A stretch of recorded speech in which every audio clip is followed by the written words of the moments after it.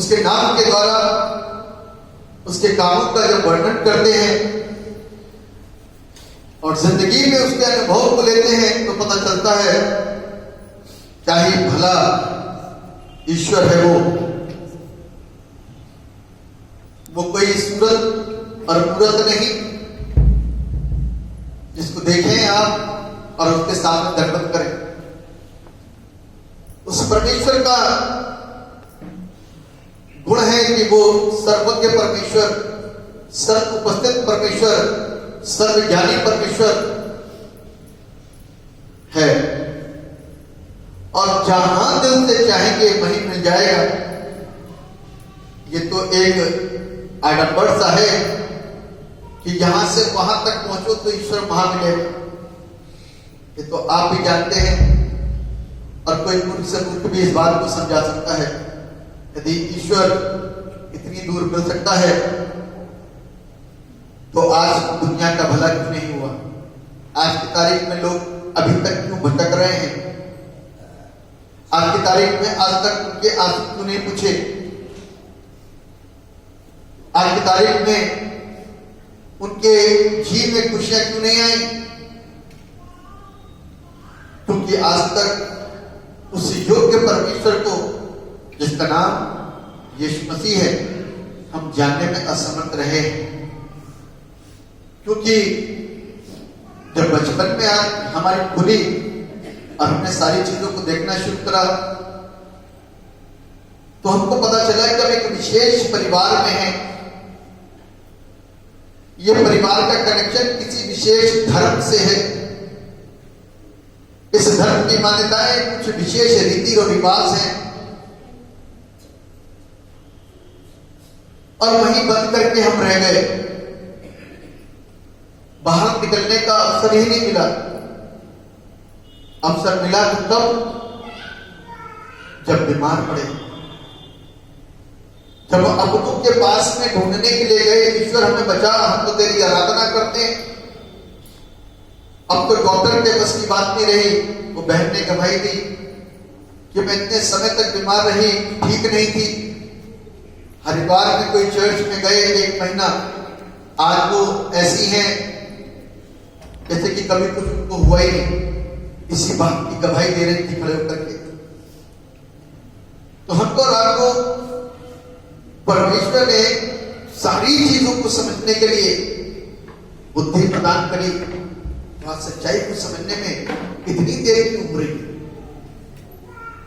हम स्वतंत्र नागरिक हैं, हमारा देश स्वतंत्र है और हम खाने पीने ओढ़ने सब चीज के लिए स्वतंत्र हैं। सोने और जागने,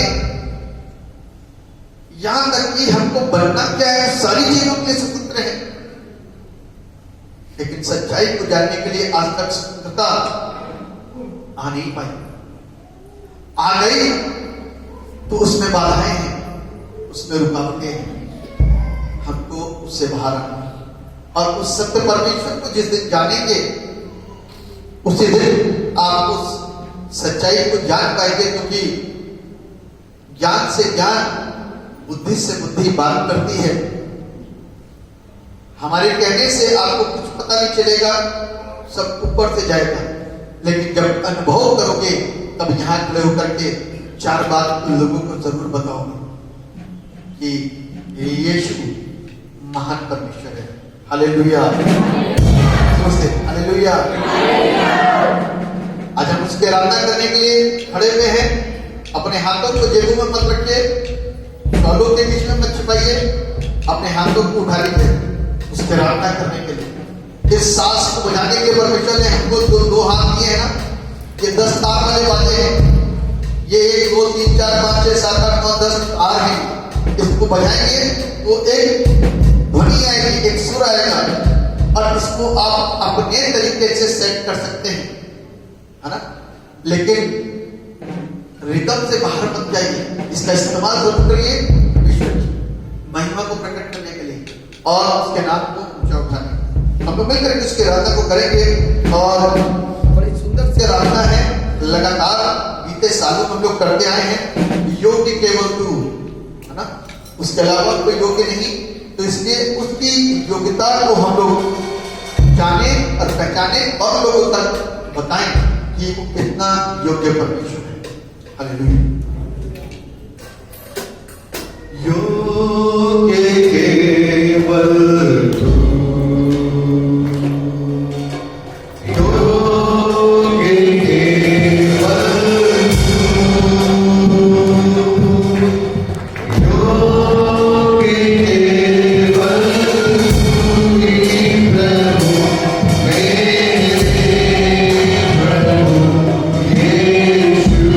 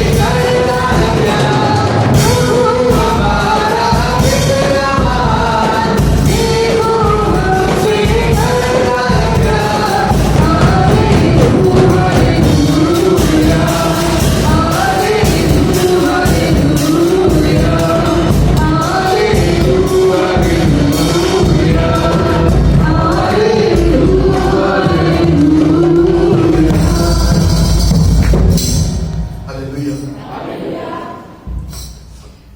यीशु मसीह जीवन है और वो जीवन कई रूपों में हमको प्राप्त करता है, ज्ञान के रूप में, चंगाई के रूप में, बंधनों की आजादी के रूप में। ये तीन प्रारूप है जिसमें हम जिंदगी को प्राप्त करते हैं। लोगों ने जीवन को खाना पीना पहनना बोलना समझ रखा होगा, लेकिन असल जिंदगी जो प्रभु के द्वारा मुझको और आपको प्राप्त हुई वो यही है। यदि आप बीमार हैं तो खाने में भी कोई आनंद नहीं और पहनने में भी कोई आनंद नहीं, त्योहार में भी आनंद नहीं तो किसी के जन्म में भी आनंद नहीं, ना किसी की सालगिरह में आनंद नहीं। यदि शरीर स्वस्थ है तो आनंद अपने आप बनता है। और इस जीवन को स्वस्थ करने के लिए इंसान डॉक्टरों के पास में भागता है, और जब डॉक्टरों की डॉक्टरी विज्ञान का ज्ञान खत्म और समाप्त हो जाता है, एक क्वेश्चन मार्क लग जाता है, देयर इज नो वैक्सीन, तब इंसान क्या करता है? अपाहिज नोटों की गड्ढियां लेकर के दौड़ रहा है, लेकिन पेशेंट बच नहीं रहा, बीमार बच नहीं रहा।